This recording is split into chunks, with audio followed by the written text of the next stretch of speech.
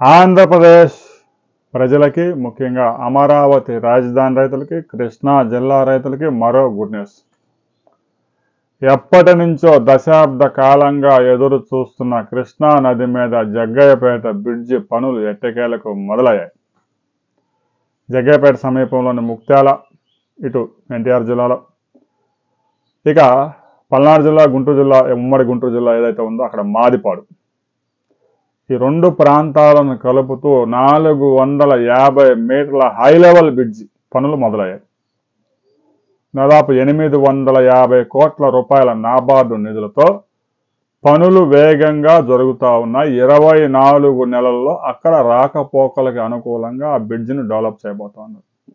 ఆ బ్రిడ్జి అందుబాటులోకి వచ్చిన తర్వాత ఉమ్మడి గుంటూరు జిల్లా ప్రాంత ప్రజలు హైదరాబాద్ వెళ్ళడానికి కూడా మరొక రూట్ క్లియర్ కాబోతోంది.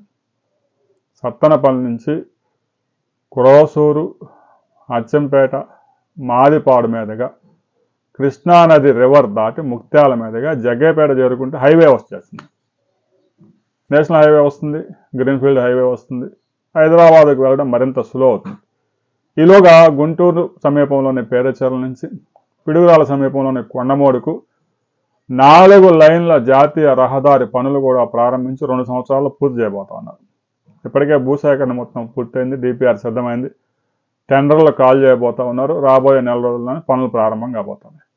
ఒకవైపు ఆ రోడ్డు, మరొక వైపు గుంటూరు నుంచి వినుకొండ మీదుగా కర్నూలుకి 4 లైన్స్ రహదారి డిపిఆర్ సిద్ధమైంది.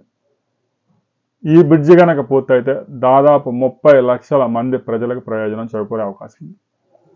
ఎన్నో సంవత్సరాలుగా ఈ బ్రిడ్జి కోసం పోరాటాలు జరుగుతూ ఉన్నాయి. ఇంతకేలకు ముఖ్యమంత్రి చంద్రబాబు నాయుడు దీని మీద స్పష్టమైన నిర్ణయం తీసుకొని వెంటనే పూర్తి చేయాలని ఆదేశాలు జారీ చేశారు. పనులు పెద్ద ఎత్తున జరుగుతూ ఉన్నాయి. 24 నెలల్లో బ్రిడ్జ్ అందుబాటులోకి రాబోతూ ఉంది. దాదాపు 50 అడుగుల వెడల్పు ఉండే ఈ 3 లైన్స్ బ్రిడ్జి 2 వైపులా ఫుట్పాత్లతో ఉంటుంది. హై లెవెల్ బ్రిడ్జి ఉంటుంది. ఇక్కడ నది ఎక్కువ లోతు, తక్కువ వెడల్పుతో ఉంటుంది కాబట్టి 450 మీటర్లు మాత్రమే ఈ బ్రిడ్జి రాబోతూ ఉంది. దాదాపు 13-14 పిల్లర్స్ వచ్చే అవకాశం ఉంది. రాబోయే కొద్ది రోజుల్లో ఈ బ్రిడ్జి పనులు అప్డేట్స్ మీద మనం మరో వీడియోలు తెలుసుకుందాం.